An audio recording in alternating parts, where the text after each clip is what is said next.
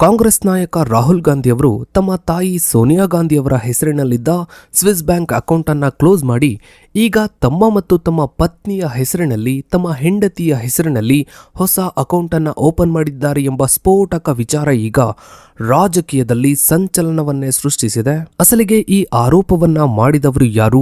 ರಾಹುಲ್ ಗಾಂಧಿಗೆ ಮದುವೆಯಾಗಿದೆಯಾ? ಪತ್ನಿ ಇದರಾ? ಈ ಆರೋಪದ ಹಿಂದಿರುವ ರಾಜಕೀಯ ಉದ್ದೇಶಗಳೇನು? ಇದರ ಬಗ್ಗೆನೇ ಒಂದು ವಿಶೇಷ ವರದಿ ಇದೆ, ಬನ್ನಿ ನೋಡ್ತಾ ಹೋಗೋಣ.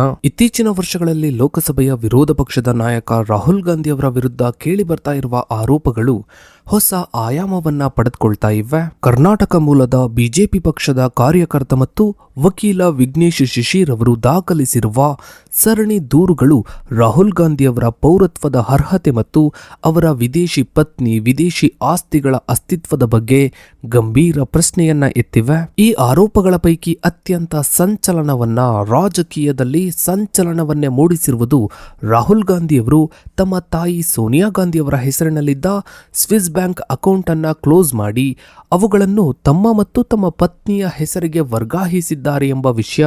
ಈ ವಿಘ್ನೇಶ್ ಶಿಶಿರ್ ಅವರು ಕರ್ನಾಟಕದ ನಿವಾಸಿಯಾಗಿದ್ದು, ಇವರು ಕೇವಲ ಒಬ್ಬ ರಾಜಕೀಯ ಕಾರ್ಯಕರ್ತರಲ್ಲದೆ ಆದಾಯ ತೆರಿಗೆ ವಂಚನೆ, ಹಣ ವರ್ಗಾವಣೆ ತಡೆ ಕಾಯ್ದೆ ಮತ್ತು ಭಯೋತ್ಪಾದನಾ ವಿರೋಧಿ ಹಣಕಾಸು ತನಿಖೆಗಳಲ್ಲಿ ತನಿಖಾ ಸಂಸ್ಥೆಗಳಿಗೆ ಸಹಾಯ ಮಾಡಿದ ಅನುಭವವನ್ನ ಹೊಂದಿರುವ ವ್ಯಕ್ತಿ ಎಂದು ನ್ಯಾಯಾಲಯದ ದಾಖಲೆಗಳು ಉಲ್ಲೇಖಿಸುತ್ತವೆ. 2024 ಲೋಕಸಭಾ ಚುನಾವಣೆಯ ನಂತರ ರಾಹುಲ್ ಗಾಂಧಿಯವರು ಬ್ರಿಟಿಷ್ ಪೌರತ್ವವನ್ನು ಹೊಂದಿದ್ದಾರೆ ಮತ್ತು ಆ ಮೂಲಕ ಭಾರತೀಯ ಸಂವಿಧಾನದ ಅಡಿಯಲ್ಲಿ ಚುನಾವಣೆಗೆ ಸ್ಪರ್ಧಿಸಲು ಅನರ್ಹರಾಗಿದ್ದಾರೆ ಎಂಬ ವಾದದೊಂದಿಗೆ ಇವರು ಕಾನೂನು ಸಮರವನ್ನ ಆರಂಭಿಸಿದರು. ವಿಘ್ನೇಶ್ ಶಿಶಿರ್ ಅವರ ದೂರುಗಳು ಪ್ರಮುಖವಾಗಿ 3 ಆಯಾಮಗಳನ್ನು ಹೊಂದಿವೆ. ಮೊದಲನೇದಾಗಿ, ಬ್ರಿಟನ್ನ ಬ್ಲಾಕ್ ಆಫ್ಸ್ ಲಿಮಿಟೆಡ್ ಕಂಪನಿಯ ದಾಖಲೆಗಳಲ್ಲಿ ರಾಹುಲ್ ಗಾಂಧಿಯವರು ತಮ್ಮನ್ನು ಬ್ರಿಟಿಷ್ ಪ್ರಜೆ ಎಂದು ಘೋಷಿಸಿಕೊಂಡಿದ್ದಾರೆ ಎಂಬುದು. ಎರಡನೆಯದಾಗಿ, ಇವರು UK, ವಿಯೆಟ್ನಾಂ ಮತ್ತು ಉಜ್ಬೇಕಿಸ್ತಾನ್ನಂತಹ ದೇಶಗಳಲ್ಲಿ ಅಘೋಷಿತ ಆಸ್ತಿಗಳನ್ನು ಮತ್ತು ಕಂಪನಿಗಳನ್ನು ಹೊಂದಿದ್ದಾರೆ ಎಂಬುದು. ಮೂರನೆಯದಾಗಿ, ವಿದೇಶಿ ಬ್ಯಾಂಕ್ಗಳಲ್ಲಿನ ಹಣಕಾಸಿನ ವಹಿವಾಟುಗಳಿಗೆ ಸಂಬಂಧಿಸಿದಂತೆ ಇವರು ಹೊಸ ಅಕೌಂಟ್ಗಳನ್ನು ಓಪನ್ ಮಾಡ್ತಾ ಇದ್ದಾರೆ ಎಂಬ ಗಂಭೀರ ಆರೋಪ. ವಿಘ್ನೇಶ್ ಶಿಶಿರ್ ಅವರು ಜಾರಿ ನಿರ್ದೇಶನಾಲಯದ ಮುಂದೆ ನೀಡಿರುವ ಹೇಳಿಕೆಯ ಪ್ರಕಾರ ರಾಹುಲ್ ಗಾಂಧಿಯವರು ತಮ್ಮ ಕುಟುಂಬದ ಅಘೋಷಿತ ವಿದೇಶಿ ಆಸ್ತಿಗಳನ್ನು ಮರು ಸಂಘಟಿಸ್ತಾ ಇದ್ದಾರೆ.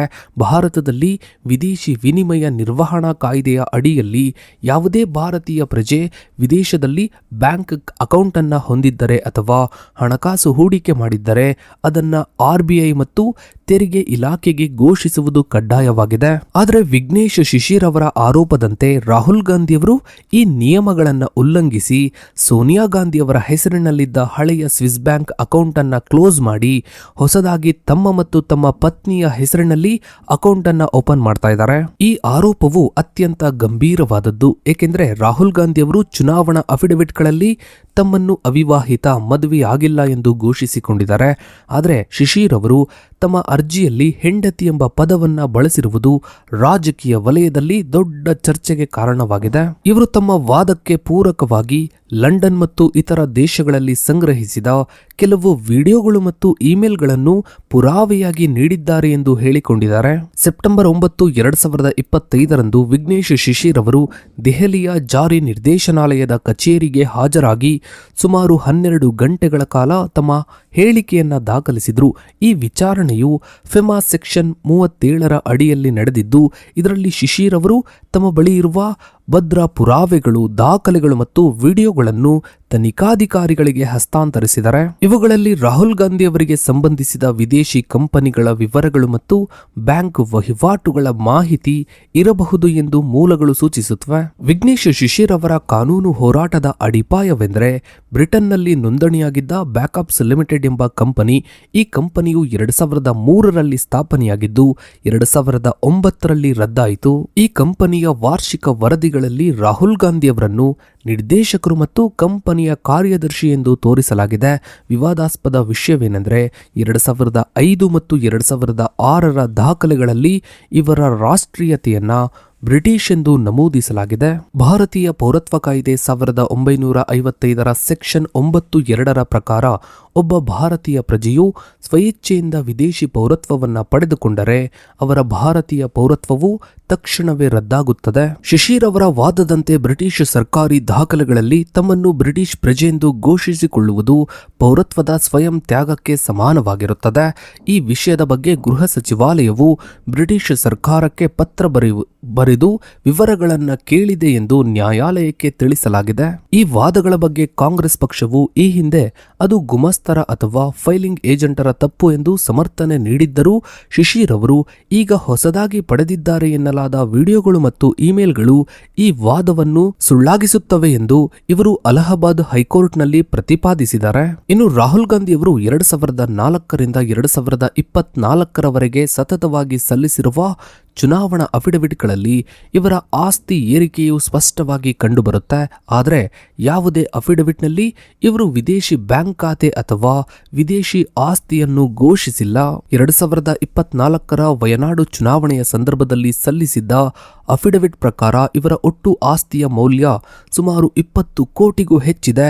ಈ ಆಸ್ತಿಯು ಪ್ರಮುಖವಾಗಿ ಭಾರತೀಯ ಕಂಪನಿಗಳ ಷೇರುಗಳು, ಮ್ಯೂಚುವಲ್ ಫಂಡ್ಗಳು ಮತ್ತು ರಿಯಲ್ ಎಸ್ಟೇಟ್ ರೂಪದಲ್ಲಿವೆ. ವಿಘ್ನೇಶ್ ಶಿಶಿರ್ ಅವರ ಆರೋಪವೇನೆಂದರೆ ರಾಹುಲ್ ಗಾಂಧಿಯವರು ತಮ್ಮ ಪತ್ನಿಯ ಹೆಸರಿನಲ್ಲಿ ವಿದೇಶಿ ಖಾತೆಗಳನ್ನು ಹೊಂದಿದ್ದಾರೆ ಮತ್ತು ಅವುಗಳನ್ನು ಇಲ್ಲಿ ಘೋಷಿಸಿಲ್ಲ.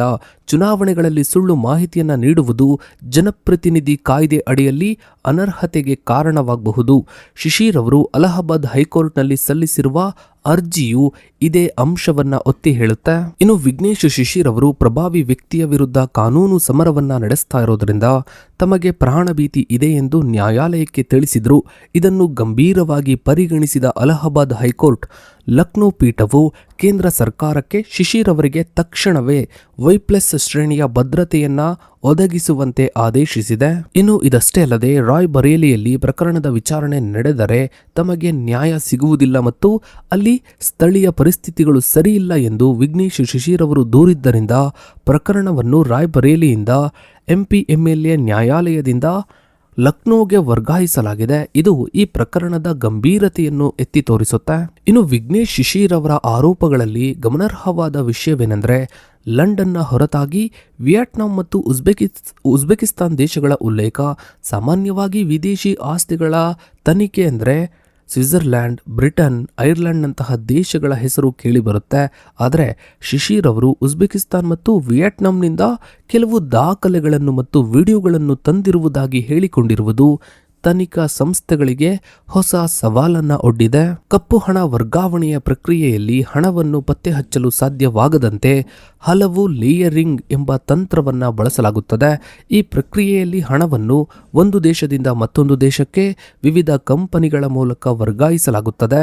ಶಿಶಿರ್ ಅವರ ಆರೋಪಗಳು ನಿಜವಾಗಿದ್ದರೆ ಈ ಏಷ್ಯನ್ ದೇಶಗಳು ಅಂತಹ ವರ್ಗಾವಣೆಯ ಕೇಂದ್ರಗಳಾಗಿ ಬಳಕೆಯಾಗಿರುವ ಸಾಧ್ಯತೆಯನ್ನು ಜಾರಿ ನಿರ್ದೇಶನಾಲಯವು ಪರಿಶೀಲಿಸುತ್ತಿದೆ.